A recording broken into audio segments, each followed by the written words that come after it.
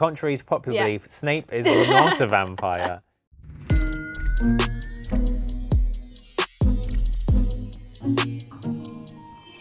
Welcome to Hogwarts Hangout, the YouTube show where we muggles huddle, toil and festively stumble our way through a variety of Harry Potter topics. Today is our Christmas special, and what is more festive than sitting around gossiping about Harry Potter? And in the spirit of the season, I thought I'd bring in a proper Christmas tradition. Oh. Whoa, by the magic of Harry Potter and filmmaking. Oh my god, this is amazing. Is it for me? Yes, but don't get too excited, Reece. It's not actually stuffed full of presents, but it is stuffed full of Harry Potter Christmas questions. Those are presents to me. That is so exciting. It beats a toothpick or a 50p or whatever the Dursleys gave to Harry. This is amazing. Yeah, it's definitely better than a Dursley present. Should we dive in? Yes, please. Right, just decided I'm going first. Yeah. But, right, what is this? Oh, this is a good one. And I feel like it is quite debated. Is Philosopher's Stone a Christmas film? Yes. Okay, done. Easy, that was No. easy. Why is it a Christmas film? I mean, I agree with you, Yeah. but why do you think it's a Christmas film? Yeah, so like Harry was waking up at Hogwarts, surrounded by presents, like his friends, there was all the decorations and like the extra magic that comes with being at a magical school for Christmas. And that's something that he probably really had never had joy in before, because obviously, I mean, when his parents were alive, they probably did have a lovely, first Christmas with him. But at the Dursleys, I really doubt he had that. So there's that magic of it being his real first Christmas at Hogwarts. Yeah.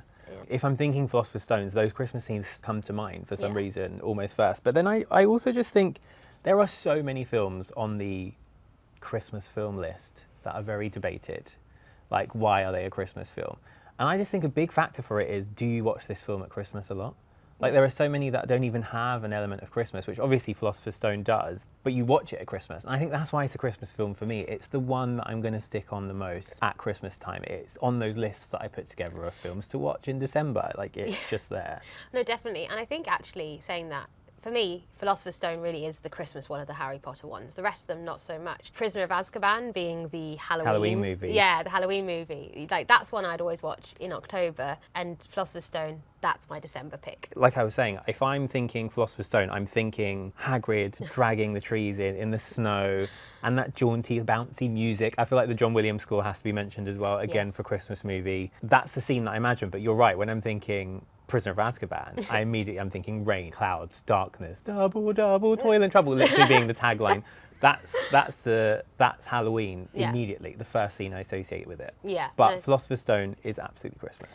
I think it's probably one of the first times as well that Harry, obviously he's finding his feet in the wizarding world, but he really knows that he belongs at Christmas because he gets presents from like his best friend's mum and, from Hagrid and people actually care about him. And that's one of the magic of Christmas as well, being kind of with those people that you like love and I you think want to that's be exactly what it is. It's not like the other films or stories don't feature Christmas, but the magic of Christmas in film one is different to the rest. It is that child's view of Christmas Festival, which is such an important element to all Christmas movies. The magic of it, the new traditions, is Harry kind of understanding that for the very first time. And that's probably why actually I think of the Christmas scenes when I'm thinking Philosopher's Stone, is because so much of the story is hooked on Christmas. Everything changes. I feel like he gets the ultimate Christmas present in the invisibility cloak, which allows him to find the Mirror of Erised, research Nicholas Flamel more. So it's almost like the hook of the movie. So you can't detach Christmas from Philosopher's Stone, and therefore it has to be the Christmas film. Completely with you there. You've summed it up perfectly.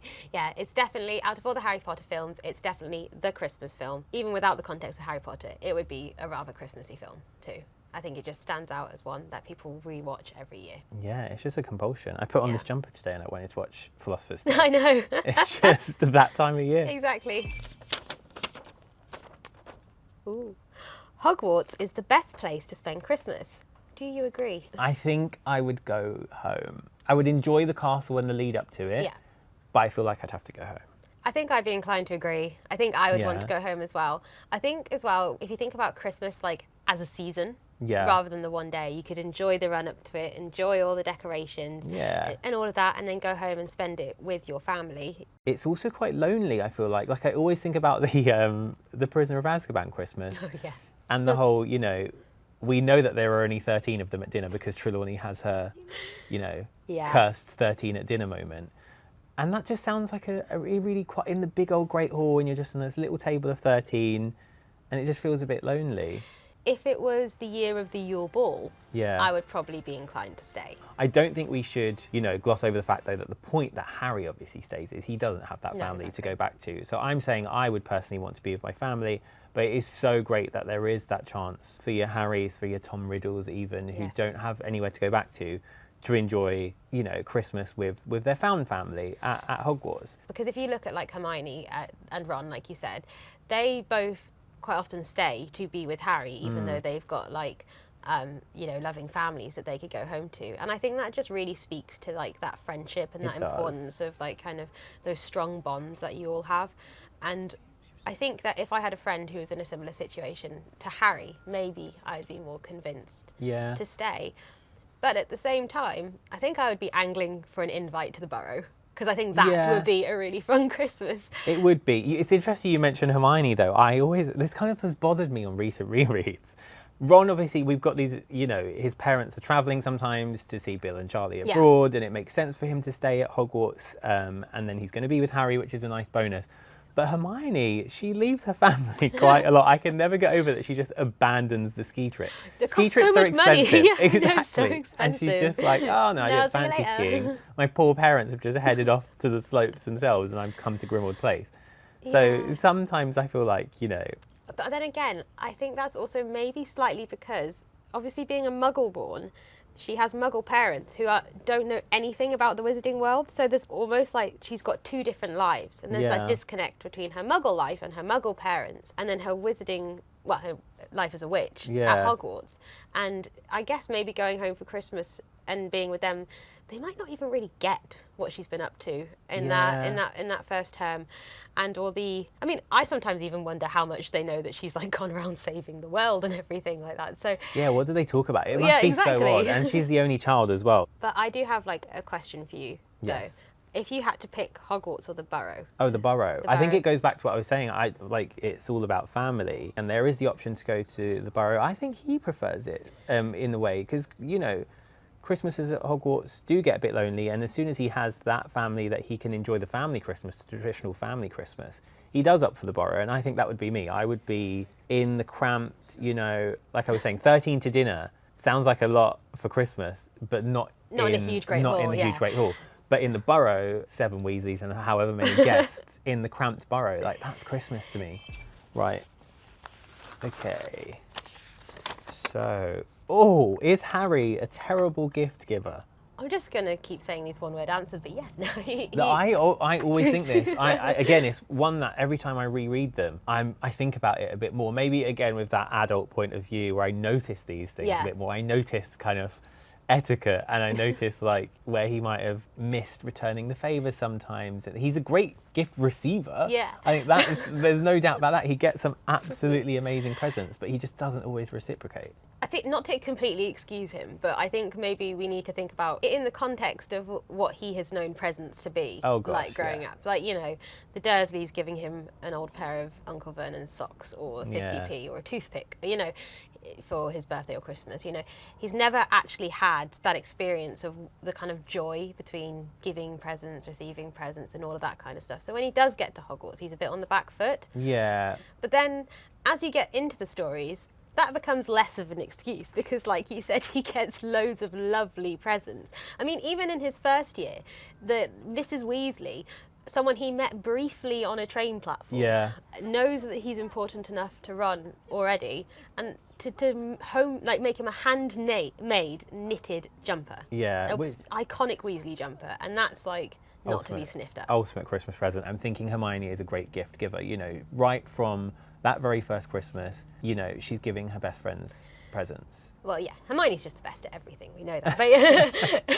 But that includes gift giving, yeah. She right from the first year, and they're always pretty thoughtful as well. But sometimes it's so easy in the wizarding world, it doesn't need to be the most thoughtful. There are like 3 shops in Hogsmeade that you could just get a hamper from Honeydukes and you're done. I mean, in Philosopher's Stone, it's mostly sweets, so at least buy a packet of sweets, get some chocolate frogs. I know, and this is one of the things that really frustrates me about Harry's gift giving. Yeah. Is when Dobby hasn't just gone to one of the 3 shops. Oh. He has thoughtfully knitted Harry socks, and he's put so much effort into it, and you can clearly see that he has.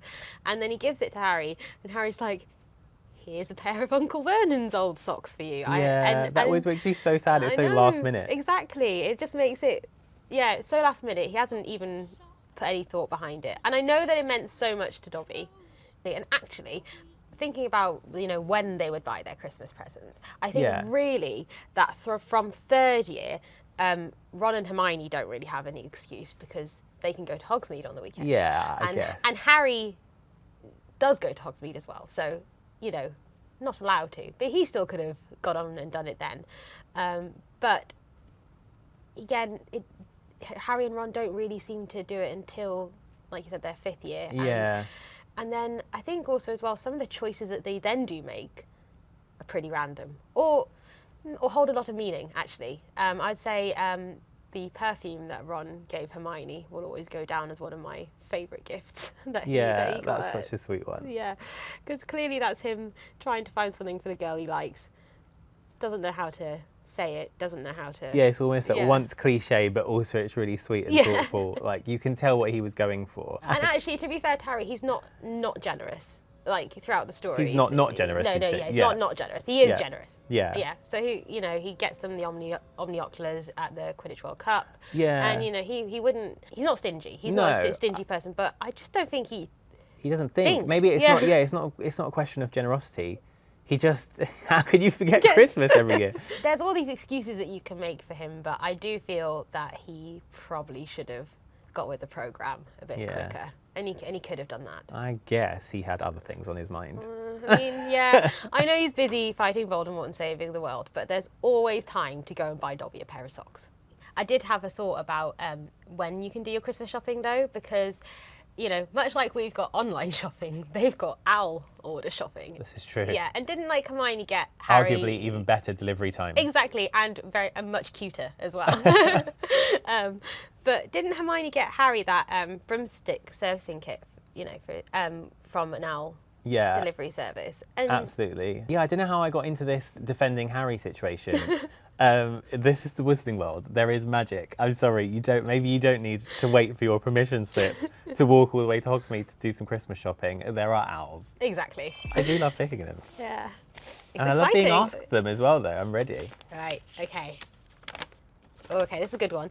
What are your favourite magical Christmas traditions? First thing that popped into my head were the singing suits of armour in, you know, just those kind of classic Hogwarts touches that just have that, they're bewitched at Christmas to have that extra festive flair. I can just imagine walking down the corridor in a suit of armour is just singing to me. I'd love it. I'd love that, especially if it was singing the carol God Rest Ye Merry Hippogriffs. Oh, it's your favourite. If that is even a real carol. Yes, obviously Sirius sings that in Order of the Phoenix, but we know that it's a twist on a real carol, you know, a Muggle world carol. And I guess that complicates this question, because you asked obviously what my favourite magical Christmas tradition is. Yeah. But a lot of them are like God Rest Ye Merry Hippogriffs in that they are regular Christmas traditions with a magical twist. Yeah. So the Christmas traditions in Harry Potter are rooted in the ones that we know, and I think that's what makes them really special. So it's almost like the same answer as what my regular Christmas favourite tradition would be, except obviously suits of armour don't sing in real life, so that will be my answer. But you know, a lot of them are rooted in these very real world stuff. Like, especially that makes me think of ones like the Christmas pudding, which obviously is something that you have in the magical world, but is also a British tradition. Yeah. But I was thinking of the time, you know, when Percy cracks his tooth. On the sickle in the pudding. Exactly. Yeah, and that's one I love as well, having the sickle in the Christmas pudding. And then actually in the Muggle world, well, in Britain really, we have that here too, like with the I think it like originated where you'd have a sixpence in it. Yeah, now I think we can put any kind of silver coin like 50p in a Christmas or pudding. something in. I feel like we should take a moment here though to consider that some people at home might not have a clue what we're talking about. We're talking about these Christmas traditions being rooted in Muggle traditions, but a lot of them are obviously very British as well. So I do wonder if all readers around the world know that when they are seeing Percy break his tooth on a sickle in a pudding, that is rooted in something that's quite familiar to us in the UK. But it does make me realise, so when I'm trying to answer this question, and what is my favourite magical Christmas tradition, it is probably my just favourite regular tradition with a magical twist. Yeah. I love crackers, you know, I love Christmas pudding. Yeah. So yeah, it's my real world favourite Christmas traditions that I love to see with that extra touch of magic. No, definitely. I guess Christmas is so, you know, it can't be messed with. No. And I guess that's the genius of Harry Potter, is it, you know, it is just regular Christmas with an extra flair, and like that is my favourite bit about it. Okay, right. Who would you take to the Slug Club Christmas party? Oh wow, who would I take? We're talking obviously. I'm in Harry's year. Yes, I'm putting yeah. I'm putting myself in Harry's shoes. Yeah. I would go with who he chose, Luna. I think Luna's such a great shout. Luna would be really fun. Yeah, she would. I have a feeling that these Slug Club parties could get like a little stuffy, a little too networking. Yes. And, you know, Luna would be there talking about the Crumplehorn Snorkack and Nargles and all of these wondrous things. She's just a great person to be around. Yeah, and she'd just kind of disrupt everything as well. People would be looking at her like, who are you? That is true. I didn't even think about that. Kind of like, you know, the anti-stuffy guest. She'd bring a bit of fun. Yeah, she would. And she just has that, she's so polite. I feel like to be, you know, she's a year younger than Harry at this point, so about 15. Yeah. And to be without any of that teenage awkwardness, to be able to just boldly march up to people in a party and introduce yourself and just be Luna. Like, it's the same how she is at Bill and Fleur's wedding, you know. She's just the ultimate, she just has confidence. That's a great person to be around at a party. Definitely. I'll tell you who I wouldn't bring. Who? I would not bring Cormac McLaggen. Oh God, no. I mean, that was an amazing power play though, on Hermione's part. I mean, yeah, obviously, it was brilliant. Like, out of everybody, Ron's rival keeper for the Gryffindor Quidditch team, that was a perfect kind of shout to get under his skin. But then the reality of actually taking him to the Christmas party. He served his purpose just in riling Ron up, but no, not a good date. Not a good date. Would immediately ditch him. I mean, he's better than a vampire. Like, what do you think about Slughorn? Sanguini. Yes, Sanguini the vampire was invited to a Hogwarts kids party. Yeah. What do we think about that? I'm not sure a vampire should be in Hogwarts, especially when you look at how Sanguini, who must not call Linguini, but Sanguini, he was there. He was looking really hungry, and his kind of the person that he came with. Fed him first. I know. The person that he came with was kind of having to shepherd him away from the students in case, you know. I guess he decided to drain them of their blood, but it is one of the only times we ever actually encounter a vampire. Okay, so Sanguini was the only vampire in the Harry Potter stories, but did you know there were going to be potentially more? Yes. Are you talking about the professor that never was? Yeah. So I know that when the Harry Potter stories were coming into being, there was meant to be a professor called Trokar who was a vampire, but it ended up kind of not happening, and I think a lot of it was to do with the fact that vampires are more kind of Eastern European legends with their origins, and a lot of what J.K. Rowling was basing her stuff off was British kind of mythology and those kind of things too. But yeah, so there weren't any other vampires in there. There was supposed to be Trokar. But there was always one person that was rumoured to be it. Oh gosh, contrary to popular belief, Snape is not a vampire. But I'm glad we got to meet Sanguini then, at least. If we didn't get a fully fledged teacher, which would have been cool, I guess, a ghost teacher and a vampire teacher, we at least got Sanguini. Yeah. We'll always have Sanguini. Always have Sanguini. Okay. Oh, how important was the Yule Ball? It was really important. It was very important. It was really important. I feel like it was just a hive of crucial plot points. There were so many things that happened at the Yule Ball. Like, obviously, one of my favourite things to come out of it was this, to me, was a real turning point for kind of Ron and Hermione's relationship. Yeah. When you truly saw that they weren't just friends. There was something else going on there. There was something. It was so subtle, though. And you're right, it was... There were so many revelations in the Yule Ball. It is almost like it's the Christmas special of your favourite soap. Exactly. Like, just bombshell after bombshell. Yeah. But the Ron and Hermione stuff is... It's kind of... It's beautifully subtle. It's literally kind of touched upon. Yeah. You get, why is Ron so angry? Why does Hermione say that? Oh, you should have just asked me first. Yeah. They don't. It doesn't. You don't get beat over the head with it. But it's just, it's that subtle. It's really mirroring the fact that they probably don't really understand where these feelings are coming from yet. And absolutely. Especially maybe less so when I was younger. But looking back on it, that was the first. Oh wow, are Ron and Hermione going to get together? I think it's like from that moment that Ron's like, oh, Hermione, you're a girl. Yeah. And then it's like... That's literally his brain clicking and realising. Yeah, exactly, and realising, wait a minute, she is a girl. And then all these feelings that maybe because they're such close friends, they've kind of kept... And they just start spilling out. They start spilling out, and they're culminating in that screaming row that they have. Yeah, which is so real. It's like so real. They're not saying anything, but they're saying everything. And even Harry, who we know is kind of historically not that great when it comes to reading romantic situations when you look at, the disaster that is his relationship with Cho Chang. But even he picks up on it. He picks up on it. And when at the end of that row, when Hermione and Ron finish and Ron's like, oh my God, what's she on about? Harry, in his head, Harry's like, she's hit the nail on the head. Yeah. Yeah. And Ron's just still kind of oblivious to it. But us as the readers were like, oh. Yeah. Oh, that was the something moment. There. That was the beginning of Ron and Hermione. Yeah. And that's not the only revelation that we get. Oh no, there's plenty. We've got Hagrid. Hagrid being a half giant, that was a big one. That is the first moment we hear about it, right? So we're eavesdropping on Hagrid and Madame Maxime. Yeah.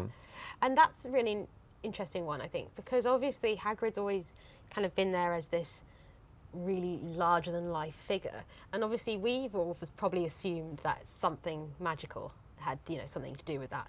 But to learn that he is in fact a half giant, I was about to say it's huge. It's huge. It is huge. It is a huge moment. Exactly. Yeah, it's a moment of understanding for us as well. Like reading this story, it's like, I see. Yeah. And that's why Madame Maxime is Rig as well, and that's why they have this affinity. And her, even if she denies it. Exactly, her denial, but also opens up all those kind of conversations about what it is to be half giant and the Wizarding World's perceptions and all that. It's a huge moment. I keep going to say it's huge. I will say with that as well, obviously it's not a moment that you realise is anything until later on, but it's the fact that obviously there's the beetle there as well, which turns out to be Rita Skeeter. Yes, of course. Which is a huge plot point as well, that this is how she's been going around overhearing everyone and getting all of their secrets. So many scandalous revelations in the gardens of the Yule Ball. Exactly. Oh my gosh. I'm not just talking about Roger Davis falling out of the flower beds. You also have Snape and Karkaroff though, and their conversation. That's another. God, I'm now blowing my own mind with how many. There's so many. Yeah, so much happens, but there are all these things that have built so much up until that point. You've had the question potentially of Ron and Hermione, and you've questioned Snape's true allegiance, and then suddenly in the Yule Ball scene, you get this confirmation that, he's talking to an ex-Death Eater, so you start to think, oh wait, is he an ex-Death Eater? They're talking about the Dark Mark, and, it's a huge moment for Snape. Yeah, but the thing is, it's still shrouded a bit in that mystery because they're never fully explicit with what they're saying. It's alluding to something's burning and getting darker and all of that, or that, like with Ron and Hermione, it's alluded to that there's something more between them. But it's all of these little moments which are now like teed up for the rest of the story to kind of really jump off from. Yeah. And then you read the end of like Goblet of Fire, or continue reading it on, and then you can always go back and look at the Yule Ball and be like, oh, hang on a minute. It was that initial moment. Yeah. Exactly. And I just love the fact that it happened at a ball where everyone's supposedly, Ron pouted the entire time, but having an excellent time. And it just makes me think again, I do not want to be any of these people. I would have just wanted to enjoy the ball. Exactly. I would have liked to have been, like Neville, practicing beforehand, and he gets the Yule Ball, and he's not the best dancer, but I'd say he's the most enthusiastic. I think this might be our final one, so better be a good one. I'm ready for it. Okay. Yeah, it's brilliant. What's worse to eat on Christmas? Brussels sprouts or polyjuice potion? Oh God, I was getting ready to just be like Brussels sprouts, whatever the next thing was going to be. No, same. I hate Brussels sprouts. I think we should start by saying that. But I think I would choose Polyjuice Potion. We obviously have that example where Crab and Goyle do taste disgusting. Then Harry's supposed to taste nice. Apparently when you drop the Harry hair into it, it turns like gold. Sounds lovely. Sounds like very appealing.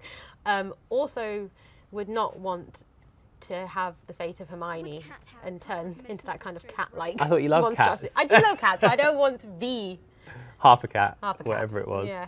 I mean, Yeah. So if it my Animagus, maybe I'd be a cat, but not this weird, not hybrid. abomination, but yeah, you know what Yeah. I mean. But yeah, I do think it depends on whose hair you're drinking, but also we should maybe think about the ingredients because they're not exactly delicious, are they? It's like. Well, especially the bit of Crab and Goyle. Well, especially the bit of crab, but like the lacewing flies. I love it. There's this J.K. Rowling writing on the J.K. Rowling archive on HarryPotter.com that really goes into the ingredients of Polyjuice Potion, and it's so fascinating to me. Do you know that they each component of Polyjuice Potion was chosen specifically because it represents the point of the potion? Ooh, that's cool. Okay, I'm going to see if I can remember them. And Yeah. I'm going to test you and see if you can tell me what they mean. Okay, so you got your lacewing flies. Lacewing flies, so literally the lace, the idea of tying together two identities, personalities. Ooh, knotgrass. Knotgrass, again, it's that kind of two people knotted together almost. It's these words that are evocative of changing into someone. Okay then, boomslang skin. So shredded boom slang skin specifically, so it's like you're shedding your true self and taking on the form of another. Okay, that's okay. So we got lacewing flies, knotgrass, boomslang skin, Leeches. I was gonna say, So again, yeah. literally leeching Taking the stuff. image, Oh, yeah, the personality, the essence of someone else. So yeah, very, very thoughtful ingredients. Yeah. Still disgusting. Still disgusting, very disgusting. Still though, I am saying even if it was Crab and Goyle, the disgusting Crab and Goyle, I'm gonna take it over Brussels sprouts.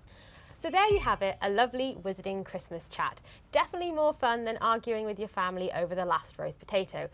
And I'm still going to maintain that my roast potatoes are the superior roast potato. And I'm going to maintain that mine are. But you're right, it was a much better time than arguing about stuff like that. So a wonderful Harry Potter chat. Yeah. And don't forget, you can follow us on our social channels and visit harrypotter.com for all the latest Wizarding World chat, whether that's Christmassy or not. Yep, and we want to hear from you. What are your favourite Harry Potter traditions? Did you get any good Harry Potter goodies in your stocking this year? We want to hear it all, so make sure you leave your comments down below. But for now, I think we should leave you with the words of a wise house elf named Dobby, and that is, Harry Christmas!